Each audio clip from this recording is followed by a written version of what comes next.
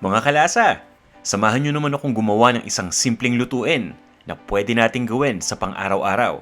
Ang tawag dito ay sotanghon with upo soup. Ito yung kumpletong listahan ng mga ingredients kasama ang sukat ng bawat isa.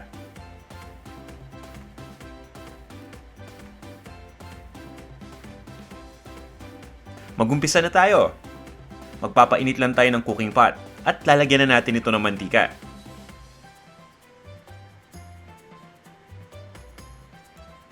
Papainitin lang natin itong mantika. At pagkatapos nito ay maggigisa na tayo. Ilagay na natin dito yung sibuyas. Ito yung dilaw na sibuyas na hiniwa lang natin into small pieces o maliliit na peraso. Maglalagay na rin tayo dito ng ating crushed na garlic o yung bawang.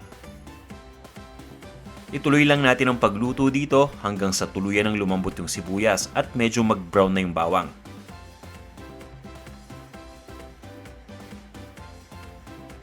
Ngayon naman, ilagay na natin dito yung ating pork. Pwede kayong gumamit dito ng sariwang karne ng baboy. Ihiwain lang natin into thin and small pieces. O pwede rin tayong gumamit ng kagaya ng gamit ko ngayon. Ang gamit ko dito ay leftover na lechon kawali. Hiniwa ko lang din ng maninipis na peraso. Maglalagay tayo ngayon dito ng chicken broth. Pwede rin kayong gumamit dito ng chicken stock o ng tubig. Basta kung tubig ang gagamitin ninyo, lagyan lang natin ng konting pampalasa, kagaya ng chicken cube o chicken bouillon. Pabayaan lang natin itong kumulo. At kapag kumulo na, haluin lang natin ito sandali. Pagkatapos ay tatakpan lang natin itong ating lutuan. At pabayaan lang natin itong maluto in medium heat ng 15 minutes.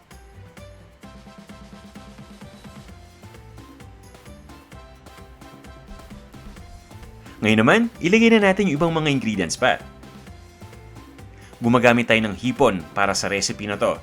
Ang gamit ko dito yung maliliit na hipon. Kung wala kayong available na maliit na hipon dyan, pwede kayong gumamit ng medium shrimp dito. Tatanggalin lang natin yung shell pati yung ulo. At dahil tong dish na to ay sotanghon dish, maglalagay na tayo dito ng pansit sotanghon o yung sotanghon noodles. Pagkatapos ay didistribute lang natin ito. Hahaluin lang natin.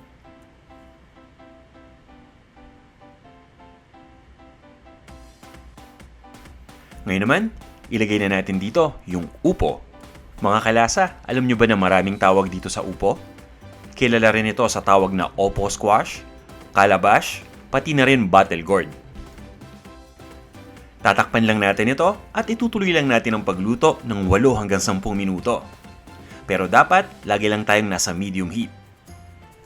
At kung sa tingin ninyo kinukulang yung sabaw, pwede kayong magdagdag dito ng extra na tubig o ng chicken broth.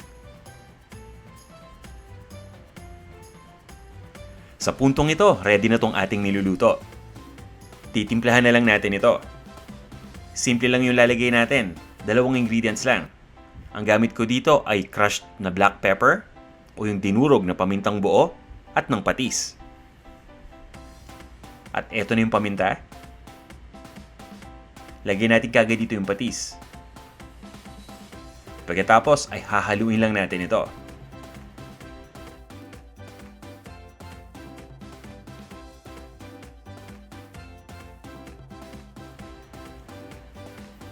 Maglalagay lang tayo dito ng tostadong bawang. Ito yung deep fried na garlic. Para sa akin, mas masarap na merong tostadong bawang dito. Mas nagiging malasa. Pagkatapos nito, lulutuin lang natin ito ng 1 hanggang 2 minuto pa. Ililipat lang natin ito sa isang serving bowl at iserve na natin.